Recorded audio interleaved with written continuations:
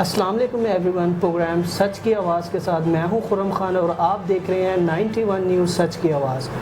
ناظرین، آج جس ٹاپک پہ ہم بات کریں گے وہ ٹاپک چترال میں بڑھتی ہوئی لوڈ شیڈنگ کے حوالے سے ہے۔ جیسا کہ آپ سب جانتے ہیں چترال نہ تو انڈسٹریل ایریا ہے، نہ یہاں پہ فیکٹری ہیں، نہ یہاں کارخانے ہیں، لیکن اس طرح لوڈ شیڈنگ ہونا یہ بہت بڑی زیادتی والی بات ہے لوئر چترال اور اپر چترال والوں کے ساتھ۔ السلام علیکم نیت اللہ۔ محترم خرم صاحب، میں آپ کا انتہائی مشکور ہوں کہ چترال کے انتہائی حساس موضوع پر آپ نے ایک پروگرام ابھی ڈیزائن کیا ہے، اور ہم یہ چاہیں گے کہ جو حقیقی صورتحال ہے ہمارے چترال کا، اپر چترال لوور چترال، یہ پورے دونوں اضلاع کا انتہائی کننگ مسئلہ ہے، انتہائی پیچیدہ اور مسئلے سے بھرپور مسئلہ ہے، تو اسی سے ہزاروں مسائل اور جنم لیتے ہیں۔ ایک چیز میں ایڈ کرنا چاہتا ہوں ایسا، پھر آگے پروگرام کی طرف مزید بھی بڑھیں گے۔ مجھے ایک چیز بتائیں، مجھے آج بھی پتہ لگا ہے کہ 18 سے 19 گھنٹے کی لوڈ شیڈنگ اپر چترال میں ہو رہی ہے، اور جس سے کاروباری لوگ، طالب علم، ہر طرح کا طبقہ جو ہے نا وہ بہت ڈسٹرب ہو رہا ہے۔ وعدے بھی کیے جا رہے ہیں، جی ہو گیا، یہ ہو گیا، وہ ہو گیا، ایسے ہو گیا، پورا ہو گیا، اب نہیں ہوگا۔ لیکن کل بھی آپ نے دیکھا ہوگا کہ جو شاندور گلگت روڈ ہے وہ بھی بلاک تھا۔ لوگ دیکھیں نا اپنے کاروبار چھوڑ کے، اپنے معاملات چھوڑ کے وہ لوڈ شیڈنگ کے لیے احتجاج کر رہے ہیں۔ تو یہ کیوں اب تک یہ کیوں وعدے پہ وعدہ ہو رہا ہے لیکن اس کا کوئی سلوشن کیوں نہیں مل پا رہا؟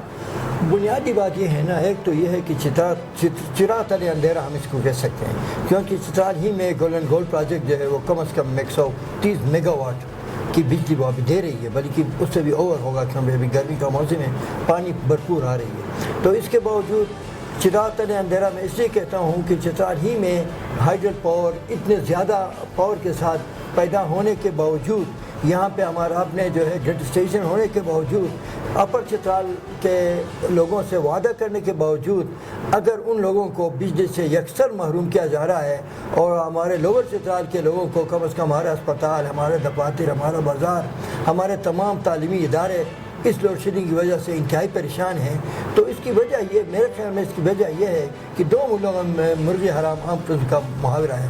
تو یہاں پہ لوگ کہتے ہیں کہ پیڈو اور شیڈو کا مسئلہ ہے۔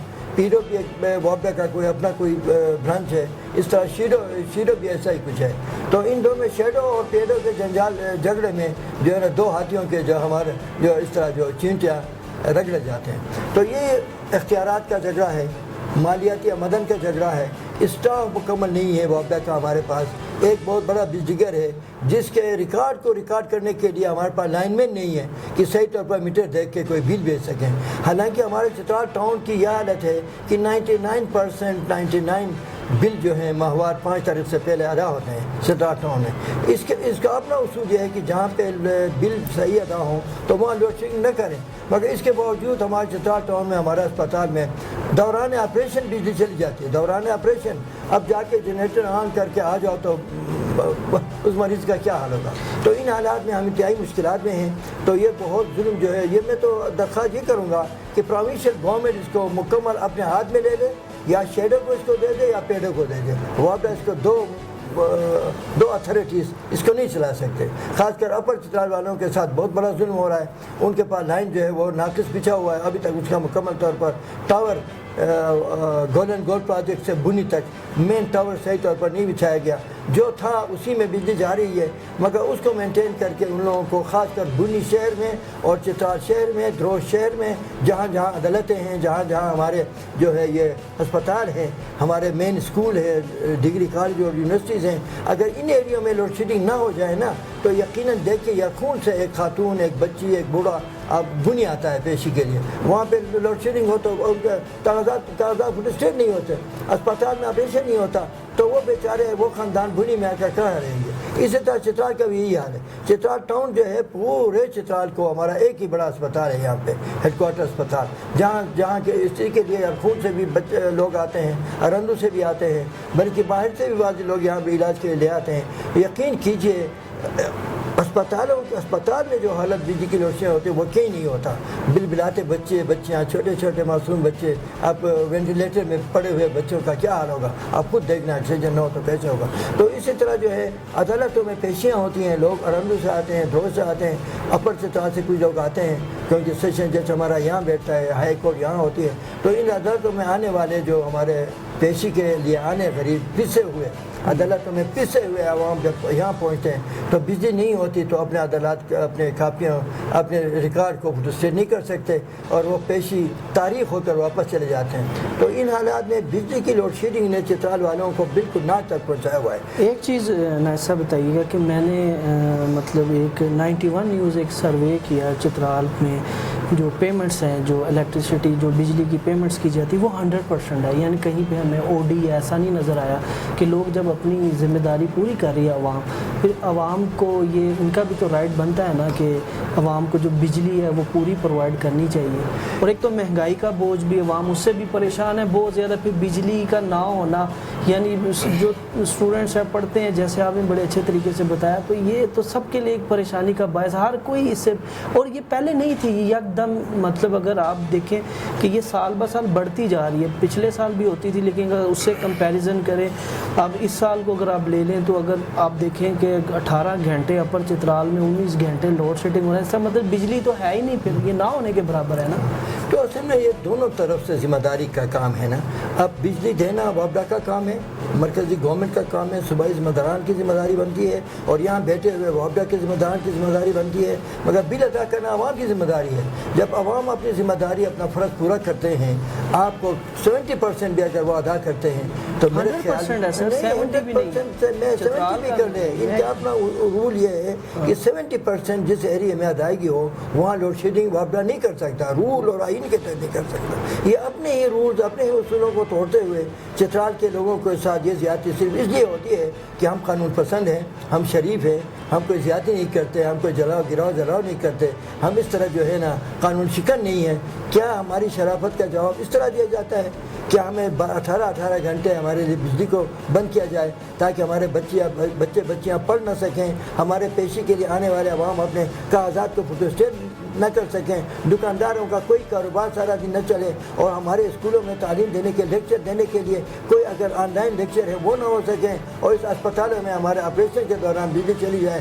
تو یہ کیا حالت ہے؟ یہ میرے خیال میں چترال میں بجلی, ہم یہ نہیں کہتے اگر بجلی نہیں ہے جس طرح ہمارے لاہور میں, پنجاب میں, پاکستان کے دوسرے علاقوں میں کوئی اپنا ہائیڈرل پاور اسٹیشن نہیں ہے, چترال میں 130 میگا واٹ پاور دینے والا بجلی گھر موجود ہے جو چل رہا ہے, جس سے کم 70 سے 80 میگا واٹ ابھی ہماری بجلی پیدا ہوتی ہے. مرکزی گورنمنٹ نے اصولاً چترال کے لیے 30 میگا واٹ بجلی ہمیں دینے کا وعدہ کیا ہے. یہ مرکزی گورنمنٹ ہے, یہ کسی کے ساتھ کا مسئلہ نہیں تھا.